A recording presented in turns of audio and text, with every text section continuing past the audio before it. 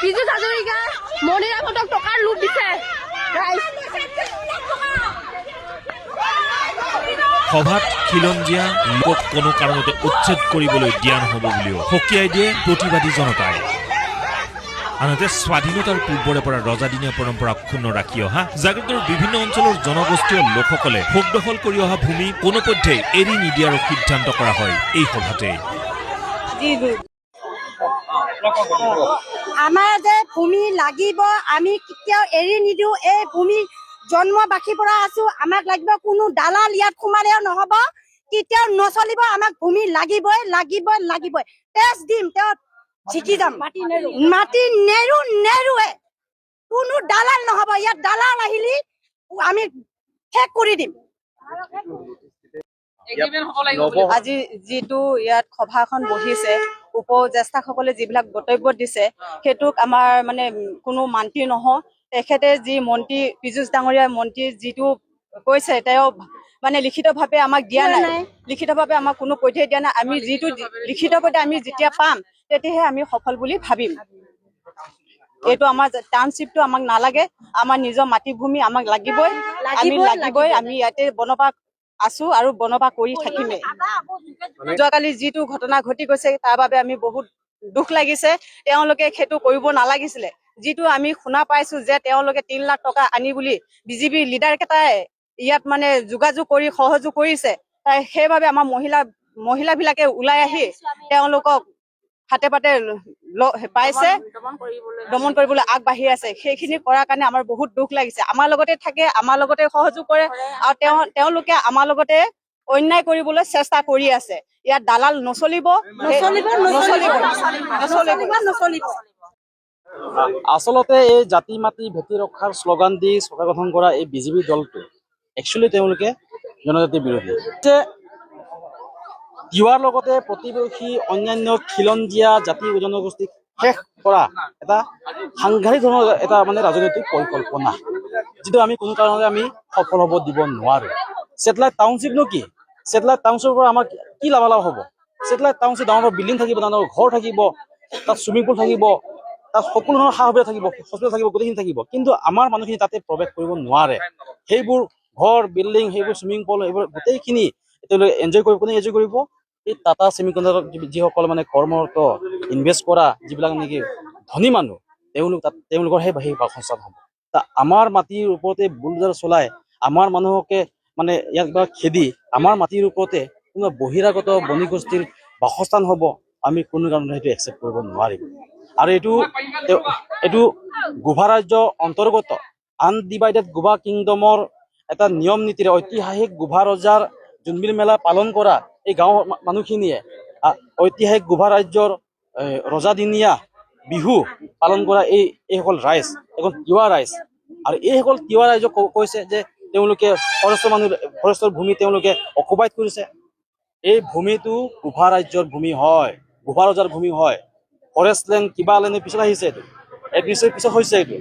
এই মাটিখিনি কোনো ফৰেষ্টে প্ৰপ'জ ফৰেষ্টৰ কাৰণে তেওঁলোকে বনাইছে, এইটো পিছত হৈছে গৈ। কিন্তু প্ৰথমতে এই ভূমিটো গোভা ৰজাৰ ভূমি হয়, গোভা ৰাজ্যৰ ভূমি হয়। আমি তিৱা ৰজাৰ মানুহখিনি হয়, আমি গোভা ৰজাৰ নাতিপুতি। আমাৰ ইচ্ছা গ'লে আমি পাহাৰত বসবাস কৰোঁ, আমাৰ ইচ্ছা গ'লে আমি ভৈয়ামত বসবাস কৰোঁ, এইটো আমাৰ কথা হয়। ভূমিটো আমাৰ নিজৰ হয়। তেওঁলোকে নাম দিব বিচাৰিছে ফৰেষ্ট লেণ্ড, মিছা কথা। এইটো আমাৰ ভূমি হয়। এইটো কথাটো হ'ল এই সংগ্ৰামত যদি আমি মুভমেণ্ট কৰিলোঁ আজি প্ৰায় 6 দিন ধৰি, যোৱা 12 তাৰিখে এইটো গভমেণ্ট ফৰ্ম কৰিলে, তেওঁলোকে শপত গ্ৰহণো কৰিলে মন্ত্ৰী বিধায়কসকলে। 13 তাৰিখে তাৰ পিছদিনাখনে জাতিধ্বংসী এই ছেটেলাইট টাউনশ্বিপৰ কাৰণে তেওঁলোকে কি কৰিছে, ইয়াতে জৰীপ আৰম্ভ কৰিছে।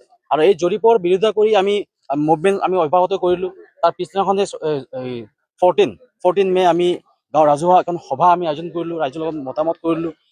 সেইখিনি সময়তে খবৰ আহিলে যে প্ৰাক্তন মন্ত্ৰী পীযুষ হাজৰিকা ডাঙৰীয়া আমাক নিমন্ত্ৰণ জনাইছে এই সন্দৰ্ভত, ছেটেলাইট টাউনশ্বিপৰ সন্দৰ্ভত কিছু বাৰ্তালাপ কৰিব। আমি ভাবিছিলোঁ আমিও আমাৰ মনৰ কথা ক'ম, আমাক এই ছেটেলাইট টাউনশ্বিপ কিয় নালাগে আৰু তেওঁনো কিয় কাৰণে ইয়াত দিব বিচাৰিছে, আমি জানিবলৈ পাম বুলি আমি আশা ৰাখিছিলোঁ। কিন্তু গৈ তেওঁৰ যিটো উদ্ভণ্ডালি আমি দেখিলোঁ, তেওঁৰ যিটো দুৰ্ব্যৱহাৰ আমি দেখিলোঁ, আমি আচৰিত হ'লোঁ। এগৰাকী বিধায়ক কেনেকৈ মানুহক এনেদৰে তুচ্ছ তাচ্ছিল্য মন্তব্য কৰিব পাৰে। আমাৰ তিৱা ছাত্ৰ সন্থাৰ প্ৰাক্তন সভাপতি চিনেমালাল ডাঙৰীয়াক তেওঁ কৈছে যে তুমি মৰিগাঁৱৰ হয়, মৰিগাঁৱত দালালি ইয়াত নচলিব। তুমি মৰিগাঁও মানুহ ইয়াত কিয় ইয়াত সংগ্ৰাম কৰিব আহিছা? তুমি পাহৰি গৈছে, প্ৰাক্তন মন্ত্ৰী মহোদয়ে পাহৰি গৈছে চেনেল মানুহৰ ঘৰ যে এজাৰবাৰী গাঁও পঞ্চায়ত অন্তৰ্গত, আৰু এজাৰবাৰী গাঁও পঞ্চায়তৰ অন্তৰ্গত গোটেইখিনি পঞ্চায়তটো এই জাগিৰোড বিধানসভা সমষ্টিৰ অন্তৰ্গত হয়। নিজৰ চাৰিসীমা চিনি নোপোৱা বিধায়ক কোনে বনালে তেখেতক বিধায়ক? কেনেকে তেওঁ বিধায়ক হ'ল? এইটোতো ইমান নকল মাৰি পেলাই মেট্ৰিক পাছ হোৱা এজন ছাত্ৰৰ দৰে লাগিছে তেওঁৰ কথা বতৰাখিনি। দুখ লাগিছে আমাৰ এই কথাবোৰ। তাৰ লগতে আমাক কৈছে তিৱা ছাত্ৰ সন্থা তুমিতো কাৰ্বি আংলং হয়, তুমি ইয়াত কিয় মুভমেণ্ট কৰিব আহিছা? আমাৰ যিটো সভাপতি সন্মানীয় সভাপতি বিমানপতি মাচিং ডাঙৰীয়া, তেওঁৰ ঘৰ হৈছে নগাঁও জিলাৰ নামগাঁও, তেওঁক কৈছে তুমি নগাঁৱৰ হয়, তুমি ইয়াত কিয় আন্দোলন কৰিব আহিছা? তিৱা ছাত্ৰ সন্থা নহয়, অসমৰ যিমান জনগোষ্ঠীয় সংগঠন আছে, জনগোষ্ঠীয় মানুহৰ বিপদৰ সময়ত তেওঁলোকে থিয় দিব।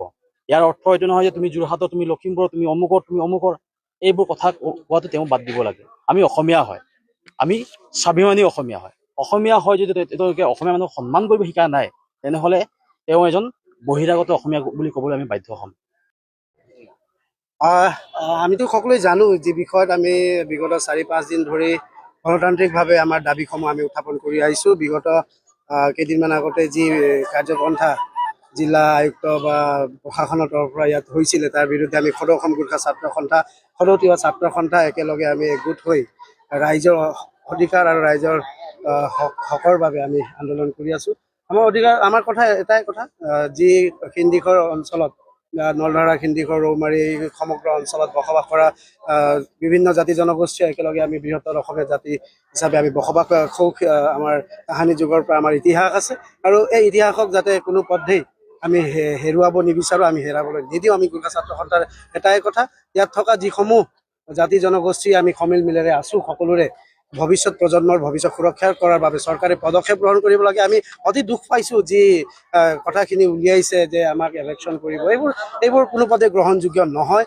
আমি আশাবাদী এতিয়াতো আমি দাবী জনাইছোঁ চৰকাৰক যে আমাক যিখিনি আমাৰ ভূমিৰ সমস্যাসমূহ আছে তাৰ স্থায়ী সমাধান কৰি আমাক ম্যাদী পট্টা প্ৰদানেৰে আমাৰ ভৱিষ্যত সুৰক্ষা কৰিব আমাৰ চৰকাৰে পদক্ষেপ গ্ৰহণ কৰিবলৈ আমি দাবী জনাইছোঁ। Sir, with due respect, with the undersigned office bearers and members of all tier student union, would like to draw your kind attention with deep concern and anguish regarding the government's decision to establish a proposed satellite township at Sindisar in Jagiroad, Morigaon district, which falls under the jurisdiction of Tiwa Autonomous Council.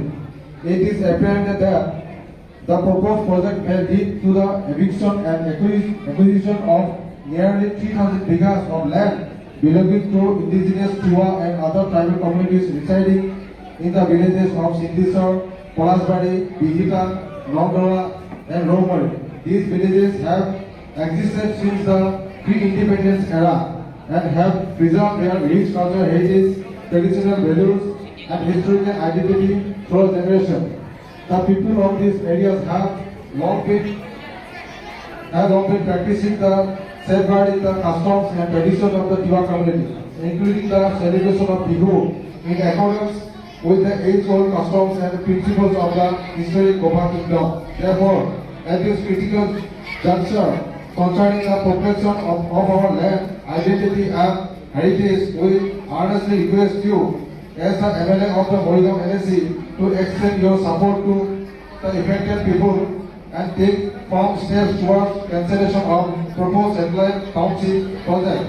We also appeal to you to stand firmly with the indigenous communities in their democratic struggle to safeguard their ancestral land and cultural existence.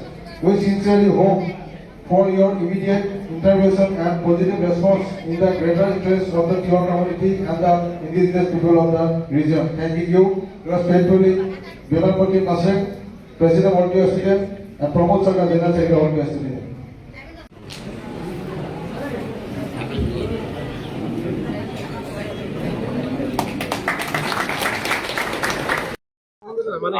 হয়, মই চমুকৈ ক'ব বিচাৰিছোঁ, আজি যিটো প্ৰশাসনে notice দিছে সেইটো আমি একচুৱেলি মান্তি নহয়। কাৰণ তাত লিখা আছে কেৱল জৰীপহে বাতিল কৰা হৈছে, তাত লিখা নাই তাত ছেটেলাইট চিটি সিন্দিখৰ অঞ্চলত স্থাপন কৰা নহ'ব বুলি লিখা নাই, কেৱল জৰীপহে বাতিল কৰা হৈছে বুলি লিখা আছে। সেইটো আমি কোনোপধ্যে মানি নলওঁ। আমাক স্পষ্ট লাগিব খিন্দিখৰ অঞ্চলত, খিন্দিখৰ বিহিতা, ৰৌমাৰী, পলাশবাৰী এই এৰিয়াত ছেটেলাইট চিটি স্থাপন কৰা নহ'ব বুলি স্পষ্টভাৱে আমাক লিখিত দিব লাগিব, তেতিয়াহে আমি মানিম, নহ'লে আমি নামানো। আমি আৰু ইয়াতকৈ তীব্ৰ আৰু গণতান্ত্ৰিক জংগী আন্দোলন কৰিবলৈ বাধ্য হ'ম।